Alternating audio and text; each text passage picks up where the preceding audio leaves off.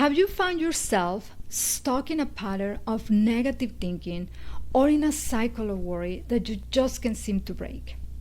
Perhaps you've been doubting yourself so much about your abilities, even when you know that you're fully capable of doing whatever is in front of you. If so, you're not alone.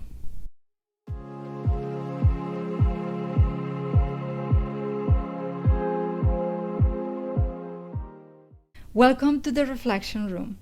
My name is Zandra. I am a licensed mental health counselor. Last time, I shared with you one of my favorite coping strategies in therapy that help us to decrease levels of anxiety by regulating emotions, a process that takes place in the limbic part of the brain. Today, I would like to share with you one powerful tool we also have within ourselves, or at least the ability to activate it. Now, unlike using or activating the limbic part of the brain, this is a process that initiates in the prefrontal cortex. That's the part of the brain responsible for thinking and decision making. So, if you are considering your options for dinner, that's the part of the brain we're using. Okay, so what am I talking about? Some of you may have already guessed it. It's called cognitive restructuring. What is cognitive restructuring? Let me take a step back because it all starts with one thought, but not any thought. It's a negative, false, or irrational thought. In essence, it's any thought that may not be true or for which you don't have strong evidence to support its veracity. This maladaptive thinking is so subtle that sometimes it can become the way we talk or think about ourselves without even noticing it. Ouch. And it also has the potential to increase symptoms of anxiety or depression. Now, even though the symptoms of anxiety are triggered by the amygdala, the prefrontal cortex plays an important role on regulating the levels of anxiety by the way we think or perceive a situation.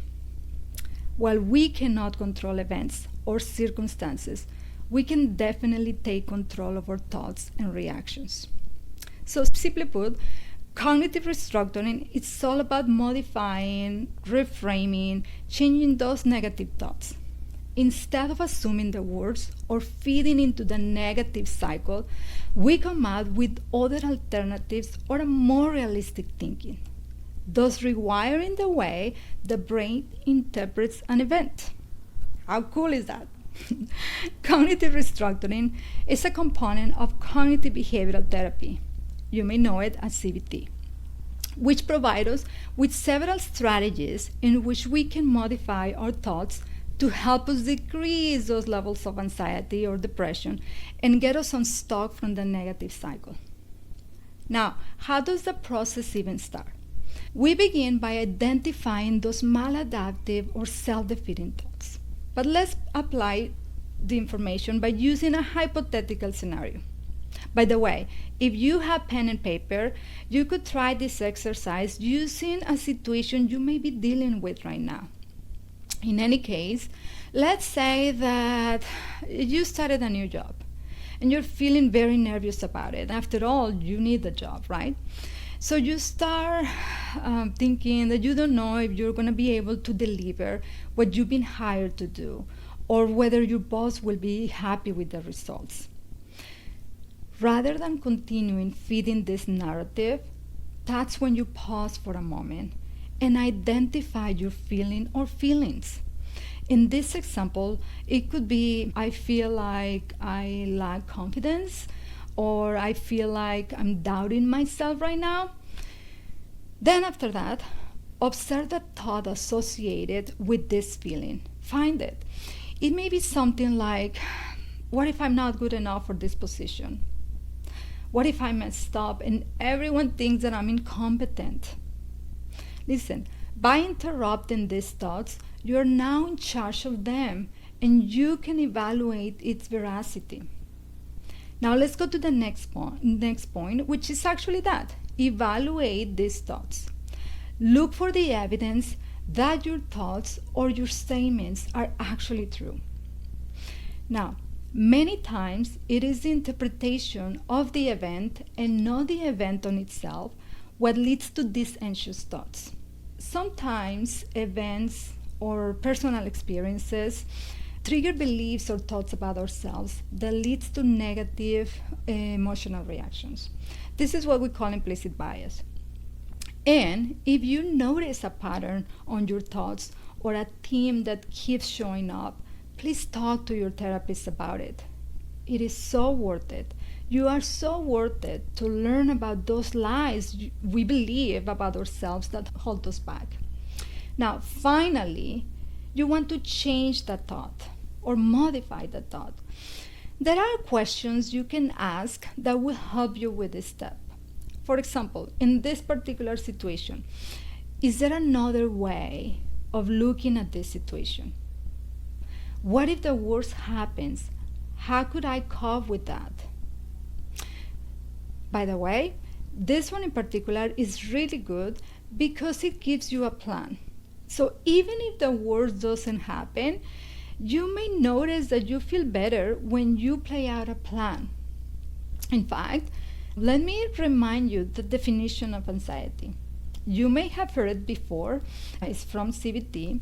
And anxiety is when we overestimate our threat and underestimate our ability to cope with it. If that still doesn't work, then you can try the next question, which is actually one of my favorites. What would you tell your friends if they were in the same situation and had this thought? How many times we're so good and supportive towards our friends, but not so kind towards ourselves? Okay, so let's put it together in a simple way. Hopefully it's going to be easier for you to remember. It's called the 3 C's. The first C is for catch your thoughts. The next C is challenge your thoughts. The last C is change your thoughts. I will finish with this. One of my most impactful experiences with cognitive restructuring was when I started teaching group fitness a while ago. Even though I had completed my training and earned my certifications and practiced so much at home, I still felt, and I still feel sometimes, actually many times, very nervous when I was about to teach a class. In the beginning, it was a struggle because, as you may notice, I have an accent. Some people will make unkind comments about it, which really affected me.